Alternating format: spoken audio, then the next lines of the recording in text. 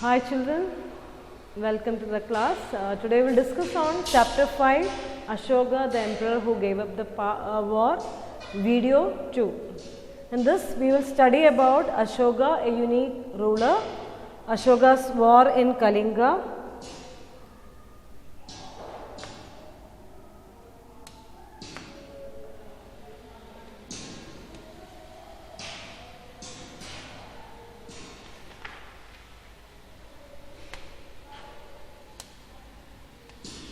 What was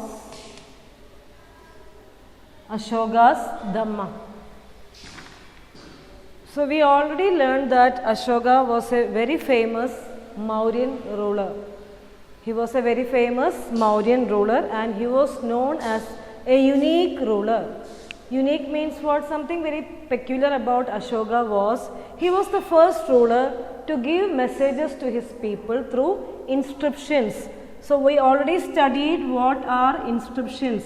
Inscriptions are, yes, the messages that are inscribed on rocks.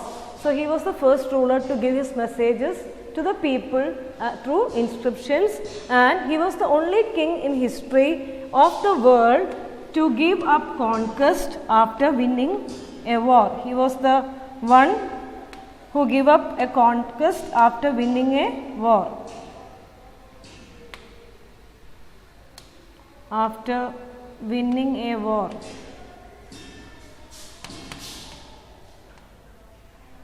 So that is about Ashoka, why we call Ashoka a unique ruler. Now Ashoka's war in Kalinga actually changed his life.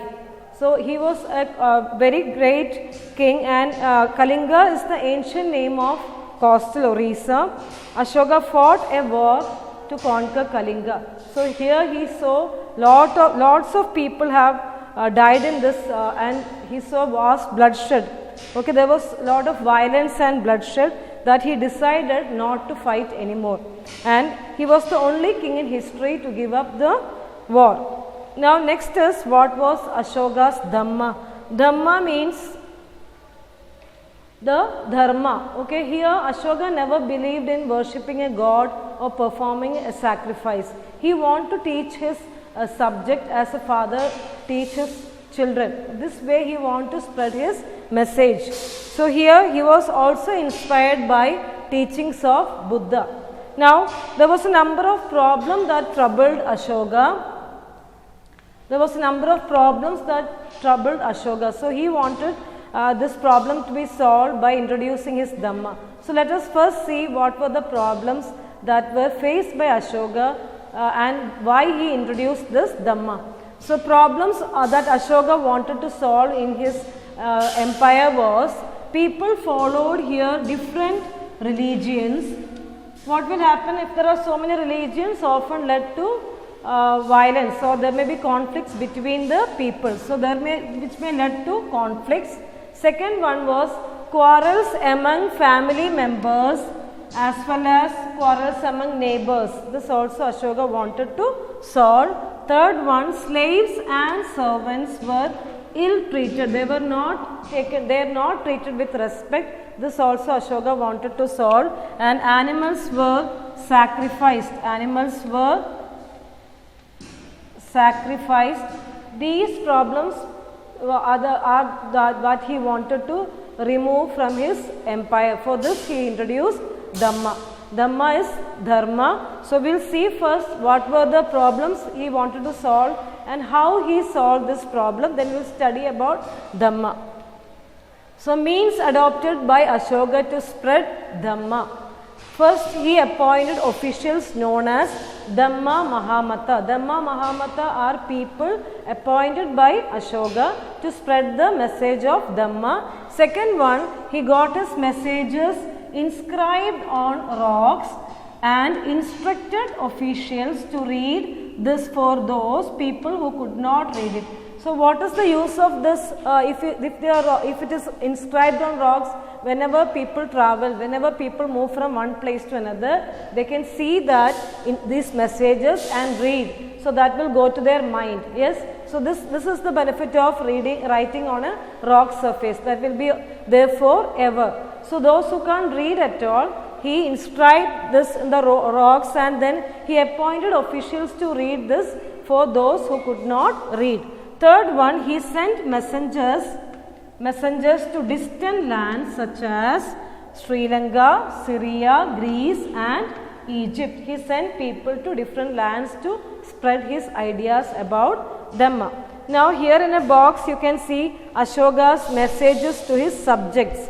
This we can read once.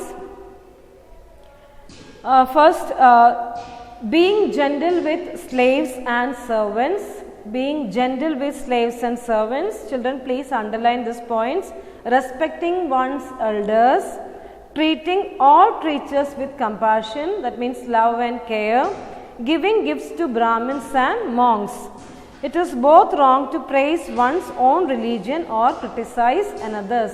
So, in order to reduce the conflicts among people, in order to reduce the communal violence, Ashoka, what he said, respect each other, respect each other's religion, and give gifts to Brahmins and monks. Then respecting one's elders, be gentle with the slaves and servants. Then therefore one should try to understand the main ideas of another religion and respect it. So these are the Ashoka's messages to his subjects. This is called the Dhamma. Here he wanted to spread these messages through these officials and through the inscriptions on rocks, and he also sent messengers to other lands. Now here all these messages, all these are written in the Brahmi script. Brahmi script also is given here. Early Brahmi, how early Brahmi was written, then Devanagari, Bengali, Malayalam, Tamil. How this script has changed into different languages. So below the Brahmi script is given. Most modern Indian scripts were developed from the Brahmi script. Underline that point. Here you can see the letter A written in different scripts. A written in Brahmi and in another scripts are given here. Okay, different languages. Here children, go to page number 79, Ashoka, a unique ruler. Page number 79. You have to underline the most famous Mauryan ruler was Ashoka. He was the first ruler who tried to take his message to the people through inscriptions. Underline the point. Most of the Ashoka's inscriptions were written in Prakrit. Prakrit also we studied in the first chapter. Prakrit means ordinary people's language, and were written in the Brahmi script. So the script is in Brahmi, which have been developed into different scripts later on. Now Ashoka's war in Kalinga. Underline, Kalinga is the ancient name of coastal Orissa. This can come in map question. Locate Kalinga can come. So you have to mark it in the coastal Orissa. Ashoka fought a war to conquer Kalinga. Then what was the reason he left this after winning? Because he was so horrified when he saw the violence and bloodshed. Underline this point. He was so horrified to see the violence and bloodshed that he decided not to fight any more wars. And the last line is very important. Under unique ruler you can write down this. He is the only king in the history of the world who gave up conquest after winning a war. So unique ruler, you can give out these 2 points. Then why did Ashoka gave up the war? You can write down. After seeing the bloodshed and violence in the war, Ashoka decided not to fight any more wars.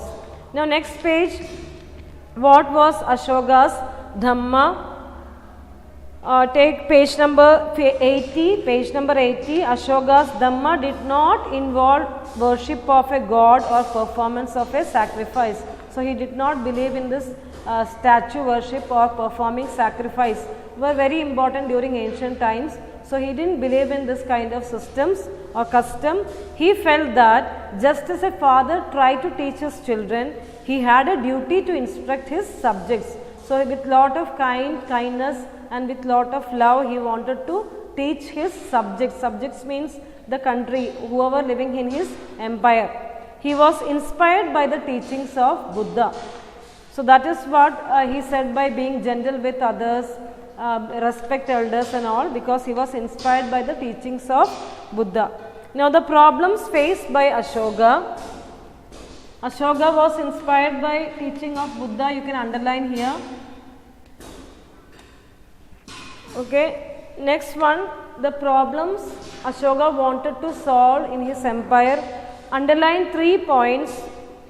First one, the people in the empire follow different religion, leads to conflicts. Underline the first one.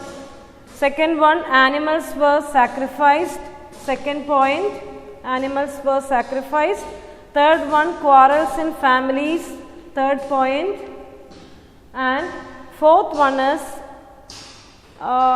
slaves and servants were ill-treated. That is the fourth one. Slaves and servants were ill-treated. So, these were the problems he wanted to solve from his empire. Now, how he done this? What were the means adopted by Ashoka to solve these problems or to spread Dhamma? To solve the problems he can do only by spreading Dhamma or Dharma. So, first one, he appointed officials known as Dhamma Mahamata.